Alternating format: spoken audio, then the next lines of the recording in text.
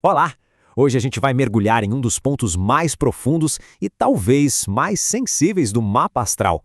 Um ponto que, olha, esconde a chave para a nossa maior sabedoria. Sabe aquela sensação? Aquela área da vida onde parece que tem uma dorzinha que sempre volta, não importa o que a gente faça? Quase como uma ferida antiga que nunca fecha de verdade? Vamos entender o que a astrologia tem a dizer sobre essa experiência que, no fundo, todo mundo conhece bem. Então, na astrologia, esse ponto sensível tem um nome, Quiron. E ele é um grande paradoxo, porque ele simboliza exatamente isso. A nossa dor mais profunda é, ao mesmo tempo, a fonte da nossa maior capacidade de cura. É como se, ao entender a nossa própria ferida, a gente ativasse uma sabedoria única, uma espécie de xamã interior que se torna capaz de guiar os outros. E para a gente entender Quiron de verdade, a gente precisa voltar lá na origem de tudo, no mito grego que deu nome e um sentido muito profundo a ele.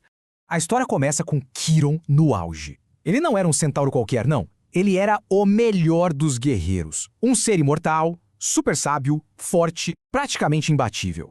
Só que aí, no meio de toda essa glória, ele encara a dor mais terrível de todas: ver o próprio irmão à beira da morte depois de uma batalha. Um tipo de sofrimento que nem toda a força do mundo poderia resolver. Desesperado, ele vai a Teseus, o rei dos deuses, e propõe um acordo. Ele trocaria a vida do irmão pela própria dor. Mas tinha uma condição. Como Quiron era imortal, a ferida que ele ia receber em troca nunca, jamais iria cicatrizar. E com essas palavras, ele sela o próprio destino. É um momento de sacrifício puro, um ato de amor que não tem tamanho, onde ele aceita de forma consciente uma dor eterna para salvar a vida do irmão. E é aqui que a história tem uma virada genial. Aquela ferida o impediu de voltar para o campo de batalha, de ser o guerreiro que ele sempre foi. Só que essa limitação forçou Quiron a encontrar um novo propósito. Ele virou um mestre, um mentor para outros heróis, transformando a própria dor em sabedoria para guiar e curar. A sua maior fraqueza se tornou a sua maior força. E esse mito, ele ilustra perfeitamente o papel de Quiron no nosso mapa astral. Vamos ver agora como isso funciona na prática. No nosso mapa de nascimento, a posição de Quiron mostra exatamente onde está essa nossa ferida fundamental. É onde a gente se sente mais vulnerável, mas é também onde se escondem talentos que nem imaginamos. E quando a gente decide cuidar dessa dor, a gente descobre um jeito de ajudar os outros com problemas parecidos, ativando o nosso xamã interior. Então, o ponto crucial é entender como essa energia se manifesta em cada um. A posição de Quiron por signo dá umas pistas bem claras sobre a natureza dessa jornada de transformação. Vamos lá. Com Quiron em Áries, a ferida pode ser uma dificuldade de se afirmar, de lutar por si. Mas ao trabalhar isso, a pessoa vira uma fonte de inspiração, ensinando coragem para os outros.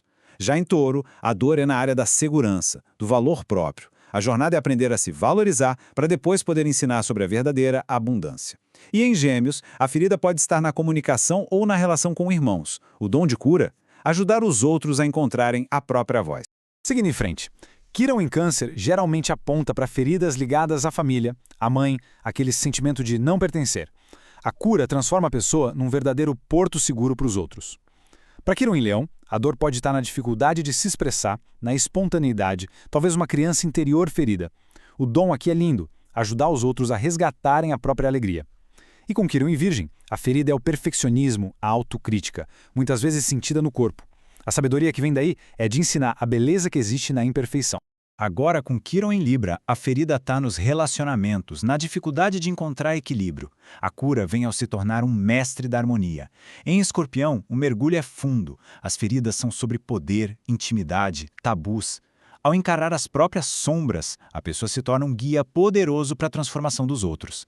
Já em Sagitário, a ferida é na busca por um sentido maior, podendo levar a crises de fé. O dom é se tornar um farol, expandindo a visão de mundo de quem está por perto. E para fechar, Quiron em Capricórnio. A ferida aqui está ligada à estrutura, à ambição, ao medo de falhar. A cura é construir uma vida com integridade, ensinando os outros a fazerem o mesmo. Em Aquário, a dor é a do diferentão, a sensação de não se encaixar no grupo. O grande presente é a capacidade de unir pessoas diferentes, celebrando a individualidade de cada um.